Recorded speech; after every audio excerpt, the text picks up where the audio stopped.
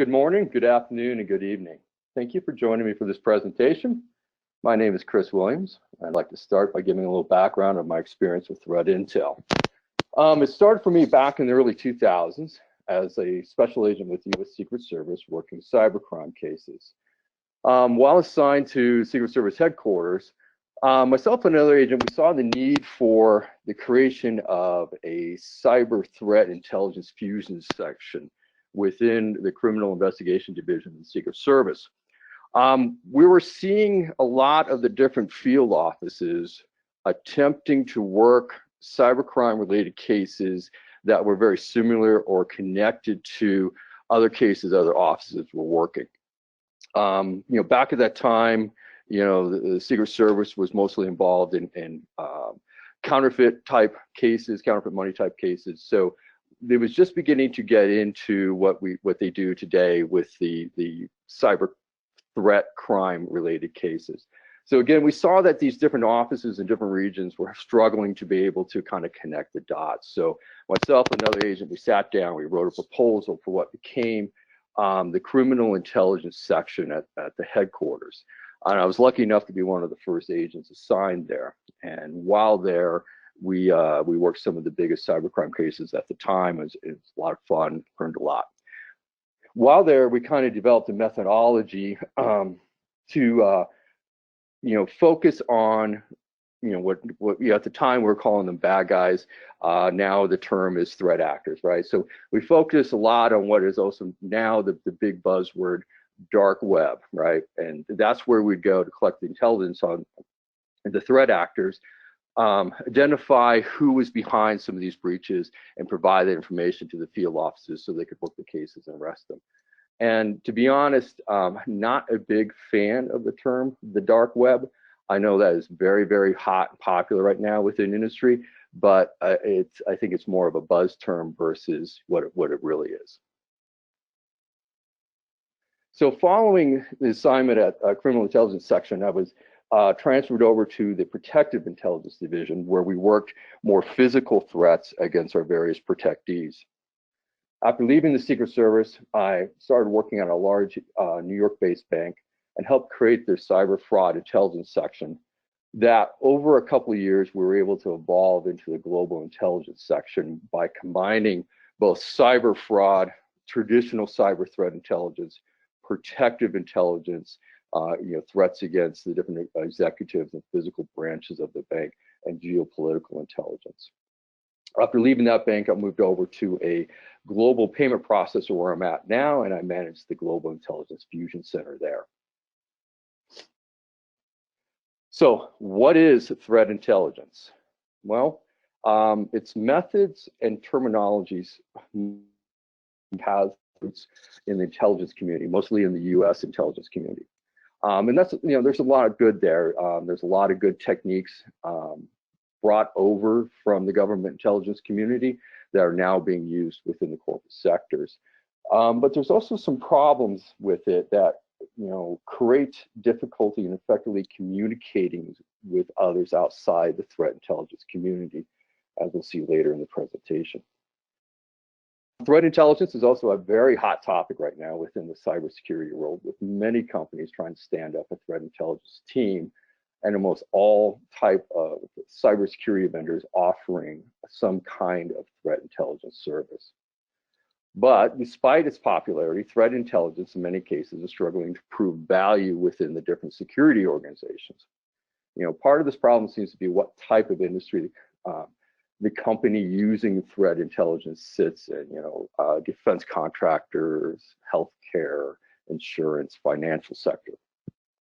What you see is that the more mature threat intelligence functions tend to be in larger, more mature cybersecurity organizations like defense contractors such as Lockheed Martin. You see a lot of the stuff being used in the different other industry sectors coming from companies like Lockheed Martin. Of course, one of the great examples of that would be the cyber kill chain. So again, there's many definitions of what threat intelligence is right now. And again, this seems to be dependent upon the organization and how they're trying to use threat intelligence. So with the flexibility within threat intelligence and how people are able to attach their own definition to it, here is mine. The mission of threat intelligence is to collect and report timely, relevant, and actionable intelligence which identifies activities, trends, new developments, or situations that may threaten or otherwise negatively impact the firm's cybersecurity interests or infrastructure. Intelligence should be disseminated to decision makers responsible for mitigating or responding to these threats. I like this statement because A, it uses a lot of big words and makes me look smart, but also it gives me some room to grow as the mission changes. What I have experienced going all the way back to the Secret Service, where we were, creating a criminal cyber threat intelligence function for the first time there, and then going through my different corporate experiences, that each intel function I have been part of has had its mission change. You initially sit down and say, this is what we're going to do, here's my charter. But as the threats facing the company or organization change, as you begin to get some success and some buy-in with different people across the firm, you're going to see your mission evolve and change. And I believe that changing mission and evolution is always going to be part of the threat intelligence function. And in fact, I think threat intel is actually primed for a really big change in the next few years.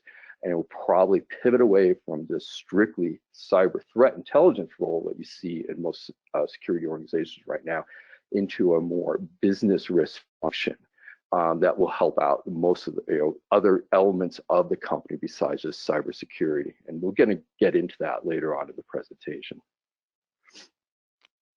So if we look at some market research, we can see just how hot threat intelligence is right now. A lot of my numbers here are used, are actually pulled from looking at the financial market, financial institution sector.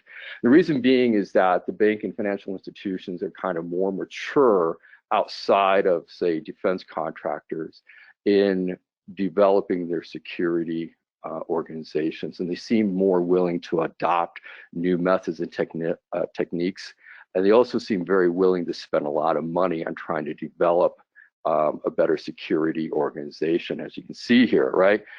So if you look, you can actually see the bank and financial institutions account for about 21% of the global market, which last year they spent about $1 billion on threat intelligence spending, and it's projected in the next few years it's going to be more than double.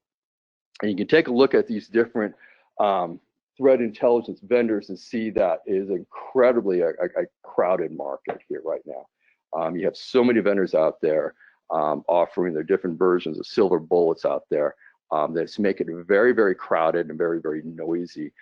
And at times it's very difficult for us, the organization, the company, to actually pick through the noise and find out what is actually something that works and provide value to us versus what is just smoke and mirrors. So if we take a look at some more research here, this is coming out of research done last year. See that most companies in the West here, American, UK companies, want a threat intelligence capability. And they know there's some great value out there with threat intelligence program, but they're having difficulty in getting the value from it. And right now, the majority of them are getting the threat intel from paid vendors. And this kind of puts a lot of companies into the role of being more of an intel consumer versus an intel producer, even if they do have some form of threat intelligence team or function within their security organization. Over-reliance upon a vendor providing you a finished intel product makes you more of a consumer again versus a producer, where if your team within your organization actually just took the raw data from the vendor and enriched it with their own data and able to produce a product that is more suitable to your company. So again, who uses the intel within companies? No surprise, it's mostly the CISO's organization, right? So it's going to be the security organization within a company. Again, traditionally, you see threat intel really sitting there to be able to serve that security organization versus leveraging some of the intel it gets to be able to provide some value to other parts of the company. And that I think is a problem. Again, we'll take a look at that later on in the presentation, how maybe to fix that. But again, you know, the CISO organizations are having difficulty with finding the value. The two main reasons from this survey show that there's too much data. And again, if you go back and look at that market research slide, you can see just how crowded the market is and how many vendors are out there pushing, hey, we got the threat intel silver bullet, we got the feed, we got the most IOCs, we got the most data coming off of servers, blah, blah, blah, right? So you become awash in all this data.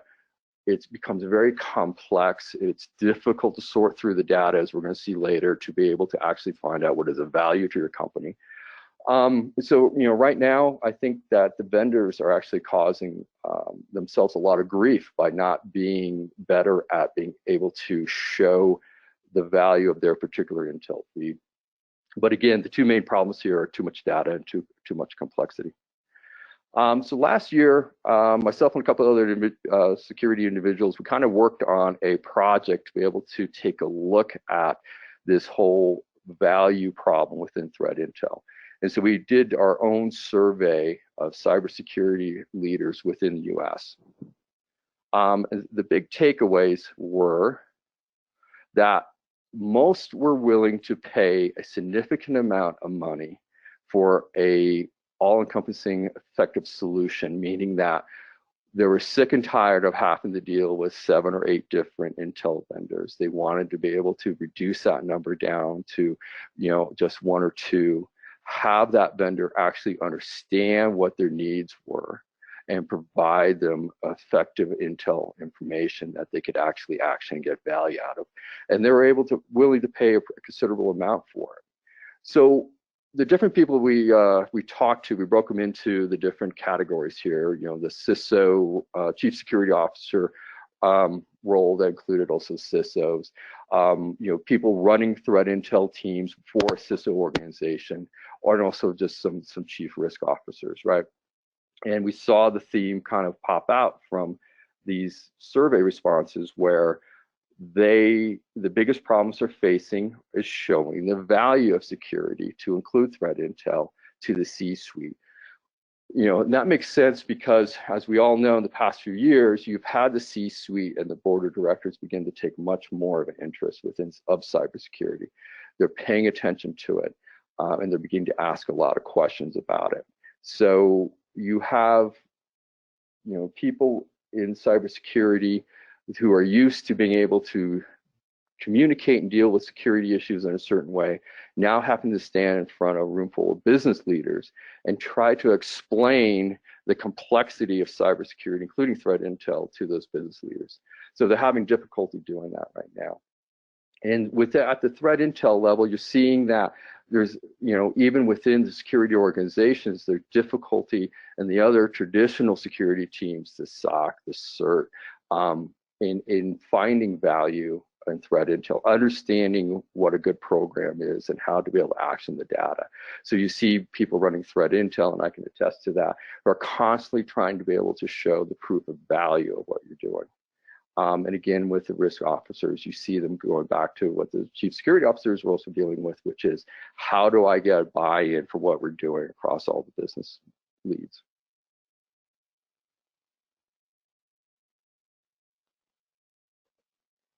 So it kind of boils down to a communication problem.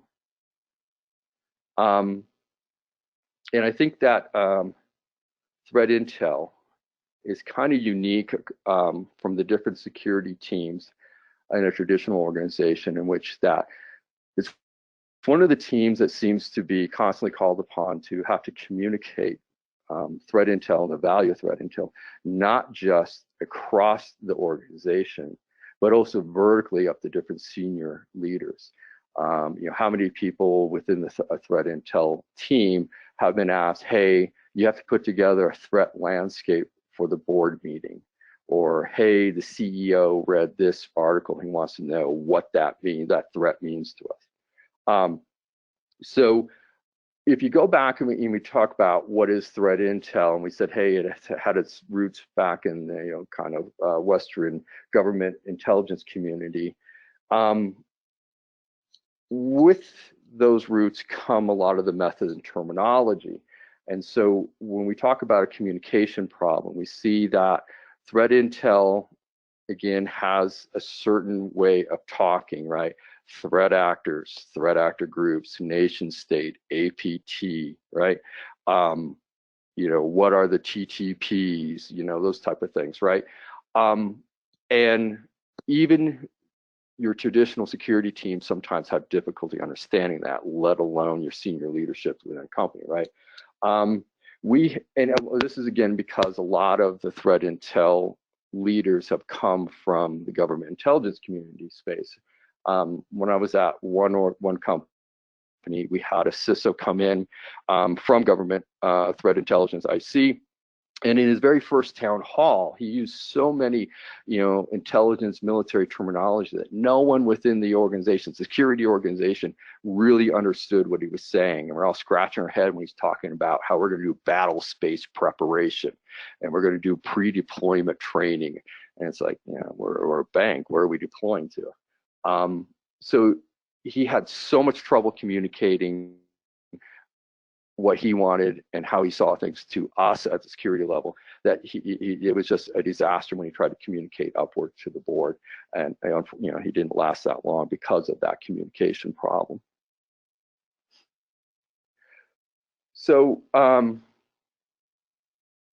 here is one of my first early attempts from several years ago to be able to discuss this threat intel communication value problem with some leaders at the bank I was working at. I kind of like the slide. I took some dust off of it and threw it in here because, again, it shows kind of an early attempt at being able to communicate the problem, but also I like it because it allowed me to use most of the colors available in PowerPoint here to be able to show something. And also it came about because I had seen how some business leaders within the firm were communicating risk. You're going back and talking about the problem that one CISO had coming out of the government and trying to communicate his vision, but all he knew was the terminology from the military side of the house. So when I left the Secret Service, moved over to the bank, I brought with that methodology where we're using back to, target people on the dark web and collect information on the dark web, right? Which, for the Secret Service and the FBI and other law enforcement entities and even the intelligence community, it's about threat actor attribution, right? If a company A gets breached and you're helping a field office investigate that data breach, it's about identifying who did it, who sat at the keyboard, who did it, who profited off of the breach, and how do you go arrest those people, right? So you come into the bank. I brought that methodology with me as I was building up the fraud intelligence section. And I was sitting down with the different risk teams that ran the risk decisioning process over the bank's credit card portfolio. And you're explaining, hey, here's awesome, in the same way we did it back in the Secret Service, all the way down, here's a screenshot of the Russian who did it. Isn't this awesome, right? And they're like, we don't see the value in this, and so they invited me to sit down with them in some of their monthly risk meetings, and I was just blown away by how they looked at the problem. And it really kind of opened my eyes to the fact that we within the threat intel community, especially the ones coming out of the government, transferring over into the corporate sector, view the problem differently, view the same problem differently than, say, the business leaders and business risk people. Because, their decks, when they talked about risk for a particular month on their credit cards, it was about 90 different slides in a PowerPoint presentation, just chock full of graphs and charts. And, I walked away from that saying, it's up to me to learn how to communicate to them. And so this slide, again, is my first attempt to be able to break down the problem and look at the different areas and try to educate my bosses as to why we were going to have to change some of the things we're doing. I also thought it was a chance to make just a busy, confusing chart graph slide, just like the risk people were too. But if you look at it, you can see here that red border around there. indicates the operating environment of the firm. So all this sits also on the cyber kill chain, because hey, you can't have a threat intel presentation without talking about the kill chain. But it also, because kind of used it to be able to show the blending between, say, cyber fraud and traditional cyber threat. But the whole thing here is all the way over on the left with that purple line is where you basically have your risk operation people sit there, right? They wait until certain things occur before they make a decision. They wait until risk or fraud rates reach a certain point. Then they have a kind of a rule-based management system where, okay, now it's reached a certain point. Now we do X, Y, and Z, right? The green line over there is intel, and it's like, hey, we're ahead of that. You know, good intel, we're to the left of that line, and we can even push even further to the left. And you can see where we can, you know, get really good. And if we use, again, that kill chain method, we can begin to look for those early indicators of compromise, which will allow us to be able to go back to risk and say, hey, look, you have a significant event getting ready to occur, or there's been a large credit card data breach, but you know, the fraud hasn't reached the level to where your rules are going to kick in yet, right? And so, you know, basically, what happens is, as good as intel can be, pushing all the way to the left, unless you're able to actually communicate that to the risk people and to your intel customer, they're not going to take any action on it. And so, again, this was my first step of trying to being able to change how I presented the intel. Again, back from that kind of threat actor attribution focused law enforcement version to that business version that they needed, right? And so we sat down, we did this, and we did some other methodology stuff where we begin to collect, again, you know, the buzzword dark web intel, and begin to put into charts and graphs similar to the way that the risk people were looking at stuff. So internally, we developed a really good methodology. Then we begin to see that we could get ahead of the threat and actually become predictive. In fact, about 3 weeks before the Target breach, we actually sat down with our risk people and said, hey, something big's coming, right? We can see it coming. All our indicators are pointing towards the next few weeks. There's going to be something very big in this space. You know, and sure enough, within the first day, we identified Target, and were able to alert, you know, to the brands, Target themselves, and also the different various risk teams within the bank. So it kind of proved that the direction that we wanted to take our threat intel program and change the way we were communicating it was working.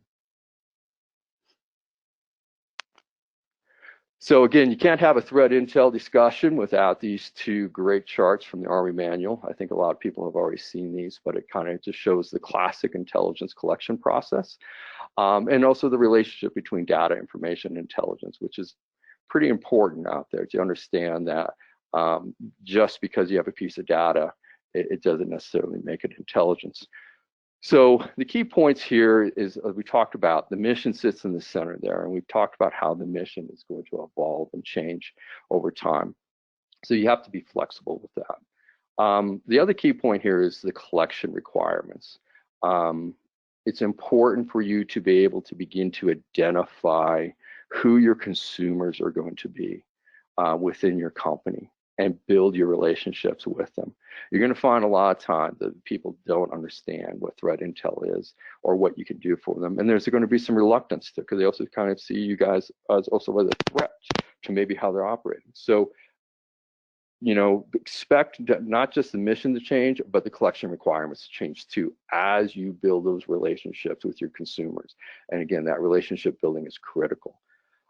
As we showed in the, the previous slide, my very busy old slide there, the operational environment, it is important to understand that threat intel needs to look at not just the traditional cybersecurity role, protecting the enterprise, but protecting the company, its products, its service, its brand, right? And so that was, again, going back to that busy slide, one of the early attempts to be able to try to communicate that. But really, you within threat intel need to understand what is the operational environment, what cyber assets are at risk, what products and services are being offered by your company, how do they exist within on the whiteboard within the product room, but also how do they actually operate within the real world?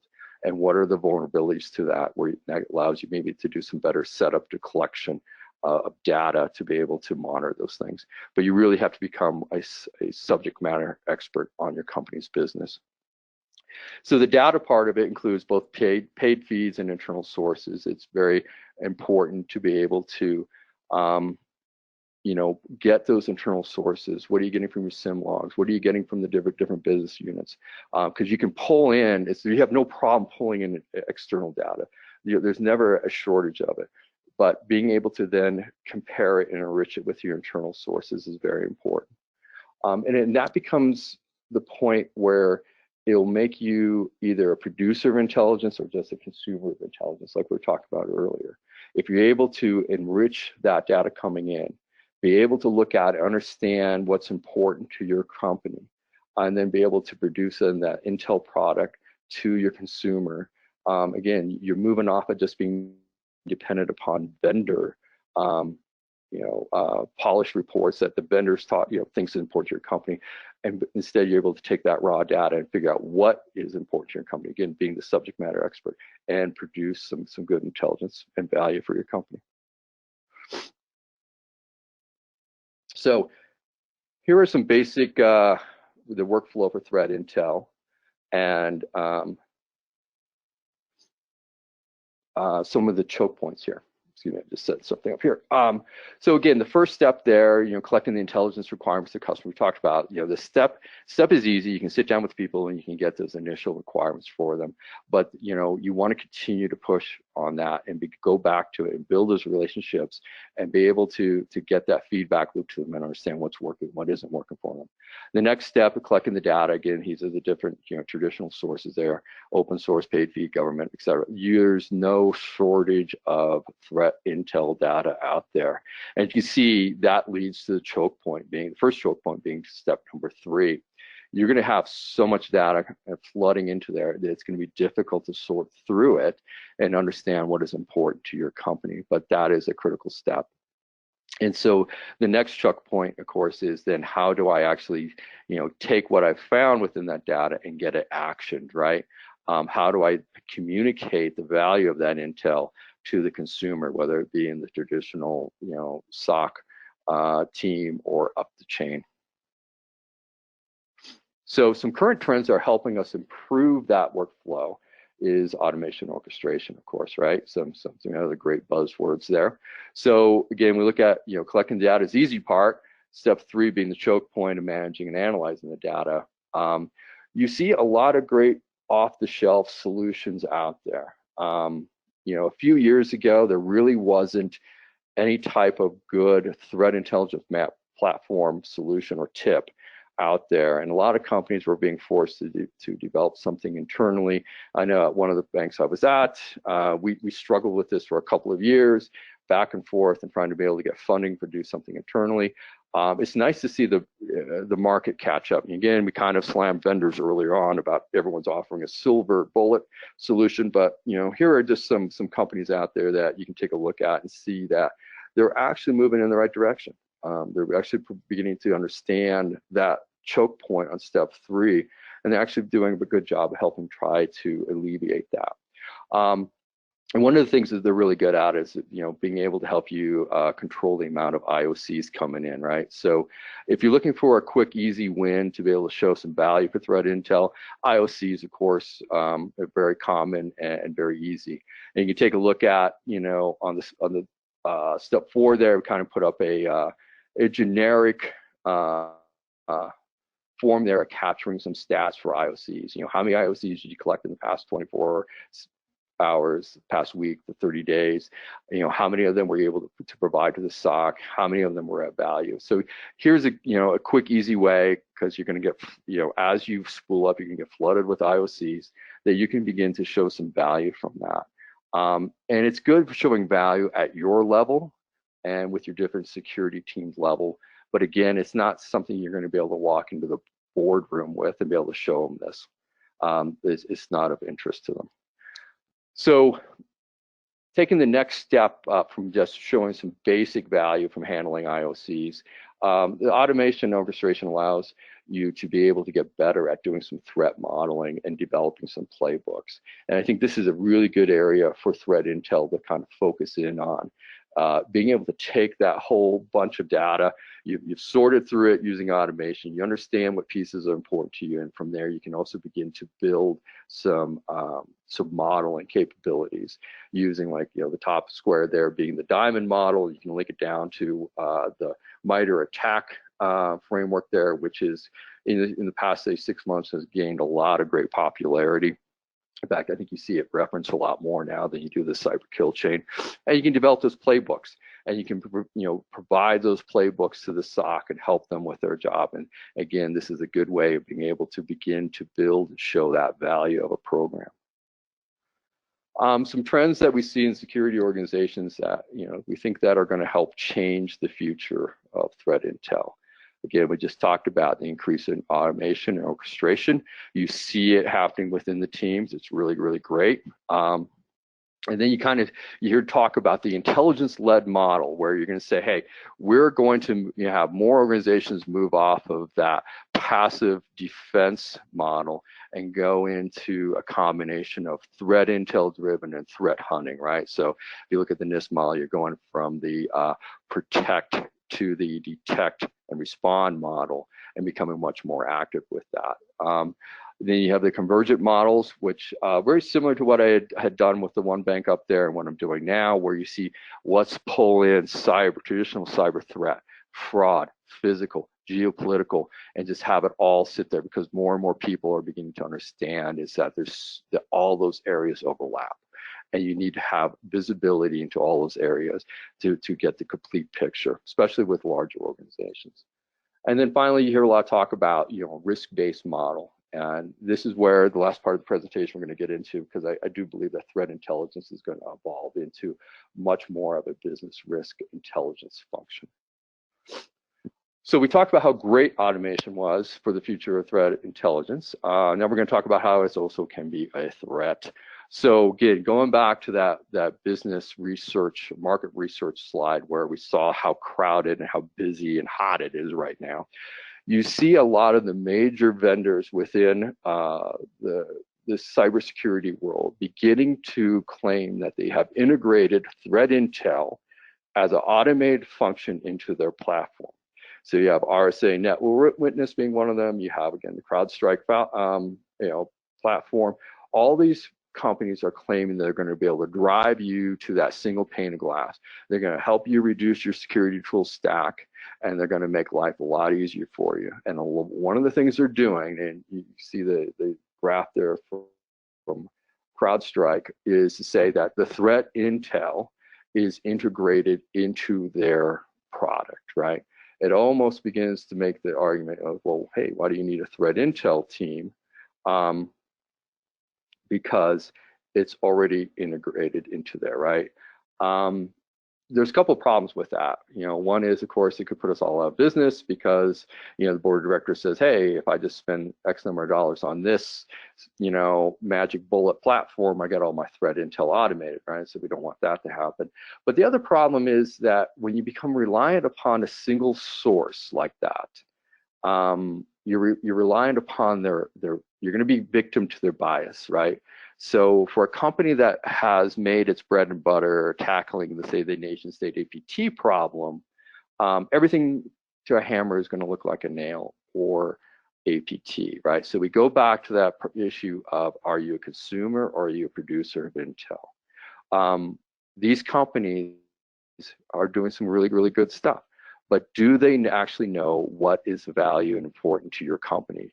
No, they don't. And instead, you're going to get what they think is important for your company versus what really is. And you become dependent. You're going to be dependent upon them. And you're going to be victim to their biases. So that's, again, I think an area where automation actually becomes a threat to threat intel and actually to the security of the company.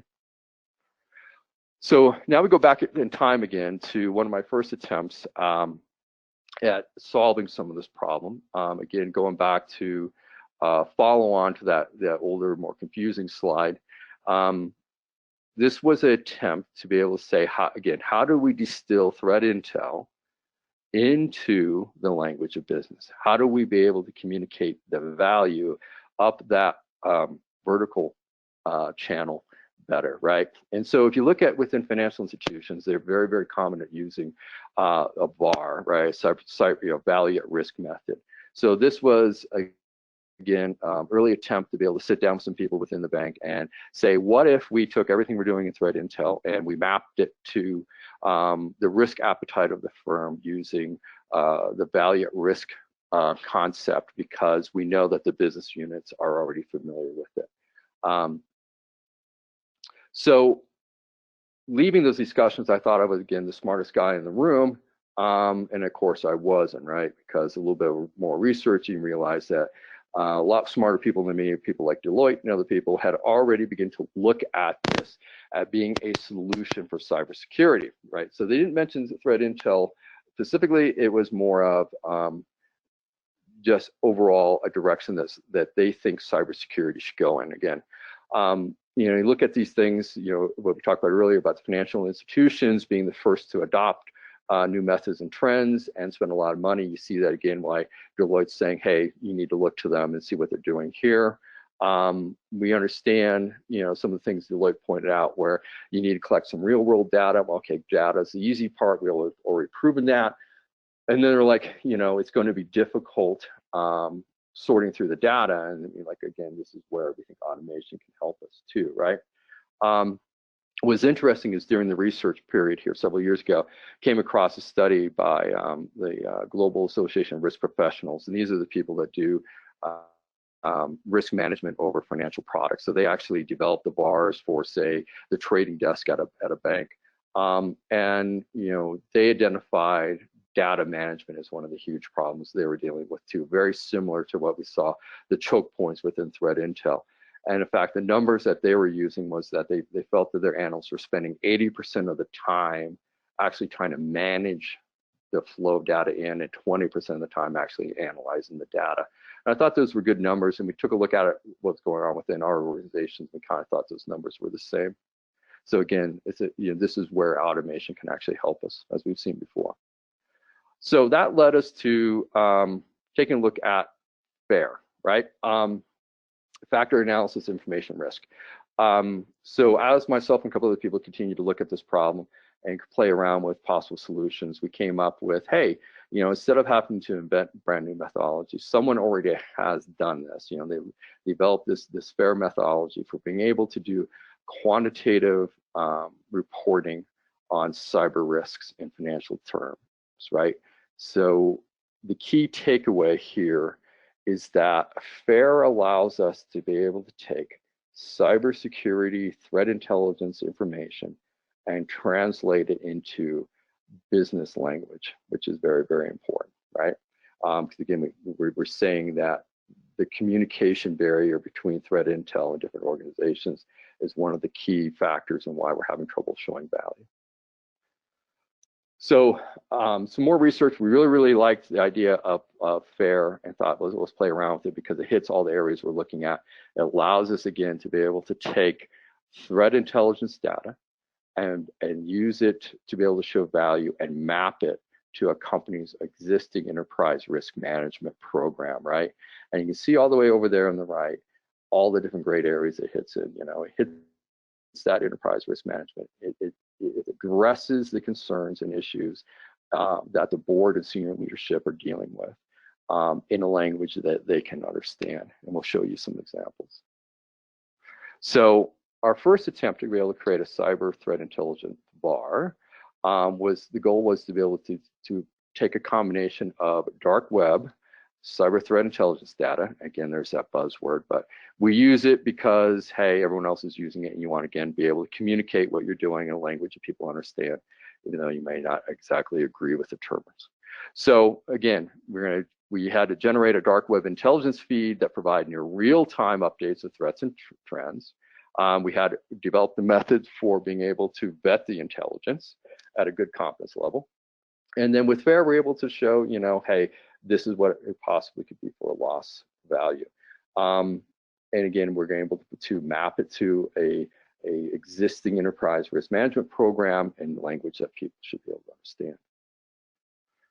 And there's, another example of the FAIR model. So we really liked this solution because it was, event-driven and adapted risk, which are two trends that Gartner had pointed out in 2018, were things that they saw changing within the cybersecurity industry or needed to change, right? So we really like that.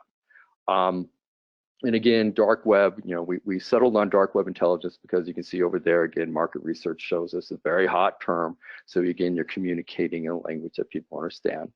And we liked the concept of the cyber bar using FAIR because, again, it allowed us to be able to close that communication gap, help show value, and lead to showing additional value in these areas, better ORI security budgets, minimizing the risk, and giving a better understanding of potential threats, and then helping prioritize those cyber risks. The test that we did last year, we thought was kind of unique because again, it was attempting to combine timely dark web intelligence with FAIR, and then again, tying it to an existing enterprise risk management framework.